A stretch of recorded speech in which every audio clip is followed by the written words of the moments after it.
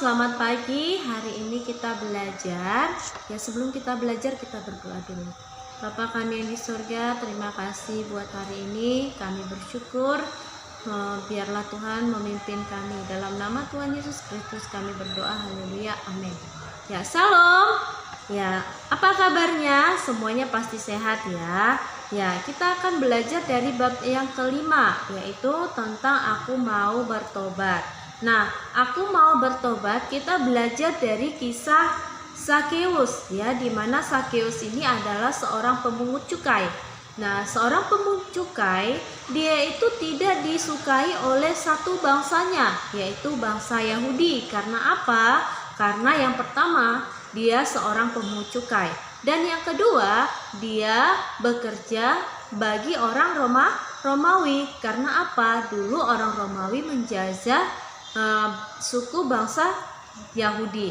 Nah, ketika itu ketika dia bekerja, dia selalu memeras orang lain. Dia selalu berkata kasar, dia selalu mencuri uang.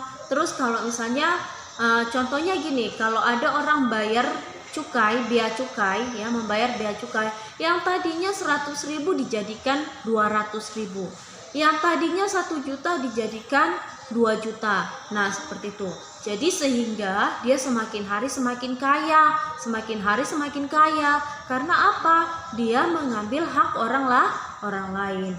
Nah, bukan hanya itu, dia juga adalah seorang yang kasar ya. Perkataannya kasar sama orang lain, perbuatannya juga kasar. Kalau ada orang gak bayar, mungkin dia marah-marahin kali ya. Nah, itu sebabnya Zakeus disebut sebagai orang Zakeus disebut sebagai orang yang berdosa. Nah, suatu ketika Tuhan Yesus berjalan-jalan di kota Yeriko ya.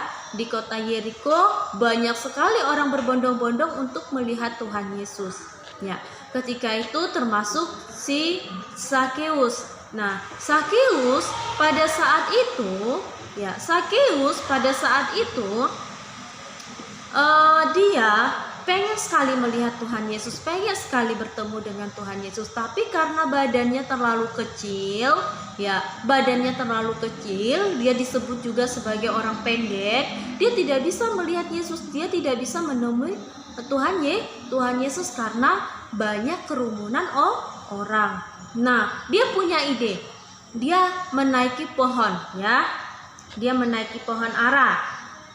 Lalu setelah itu dia bilang gini, Tuhan Yesus melihat si Zakeus, bilang gini, Zakeus, turunlah Zakeus, aku mau datang ke rumahmu, katanya gitu kan. Lalu orang banyak yang tidak suka. Kenapa sih Tuhan Yesus itu mau datang ke rumah Zakeus, padahal Zakeus itu kan orangnya orang berdosa. Kenapa sih Tuhan Yesus mau datang ke rumahnya? Nah, seketika itu, ketika Tuhan Yesus datang ke rumahnya Zakeus, maka Zakeus berubah 180 derajat. Berarti apa? Dia bertobat. Lalu dia mengembalikan yang tadi diambilnya 100.000, ya kan? Yang tadinya diambil 200.000 dikembalikan 4 kali lipat, berarti dikembalikan 800. 2 kali 4 berapa? 800 kan.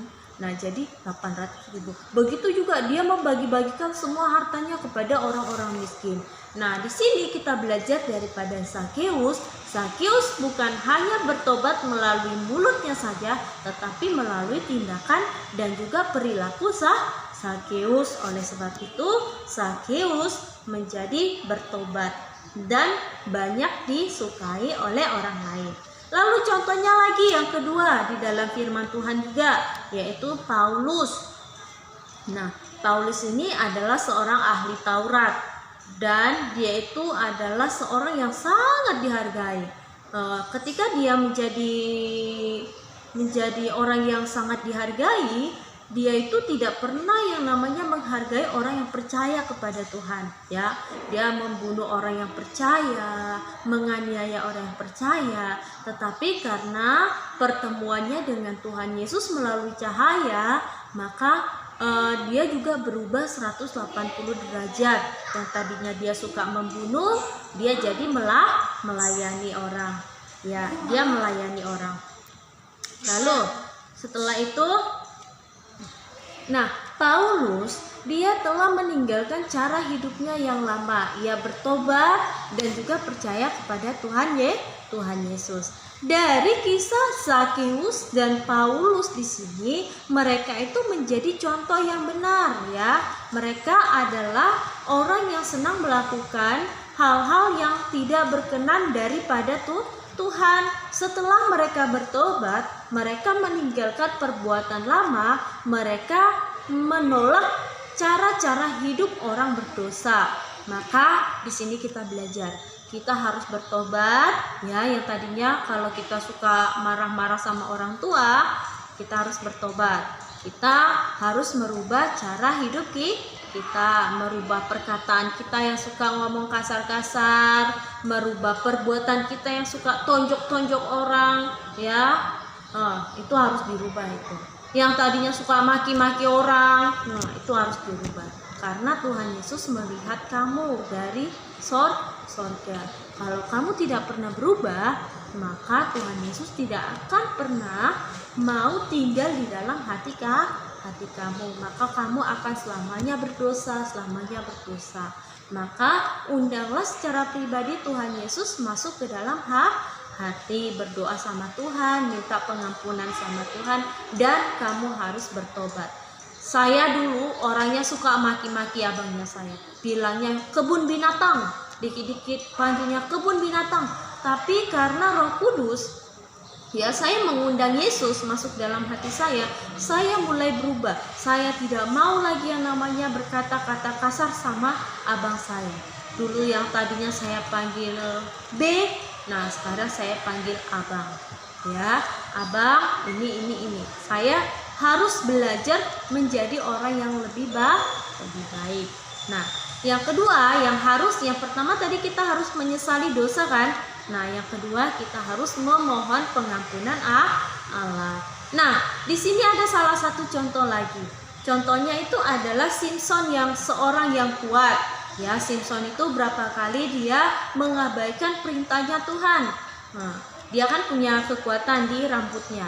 Lalu karena rayuan Delila ya istrinya dia menjadi orang yang menjadi kalah terhadap orang-orang Filistin. Terus dia juga digoda sama, setiap kali dia digoda, dia kekuatannya berkurang. Dia melanggar nazarnya Tuhan. Nazarnya dia kepada Tuhan. Nah, jadi waktu itu dia meminta pengampunan dosa. Dia menyesali dosa dan mohon pengampunan kepada Tuhan. Nah, setelah itu Allah mengampuni dia. Setelah dia matanya sudah buta, dia sudah diolok-oloki sama orang Filistin, dia dijadikan kayak ini, dia dijadikan budak ya, dijadikan lelucon sama orang-orang Filistin. Barulah dia minta maaf sama Tuhan, dia bertobat. Setelah itu maka Tuhan Allah memberikan dia kekuatan. Ya, oke. Tuhan Yesus memberkati. Kita berdoa. Bapa, terima kasih buat kebaikan-Mu hari ini. Kami bersyukur. Dalam nama Tuhan Yesus Kristus kami berdoa. Haleluya. Amin.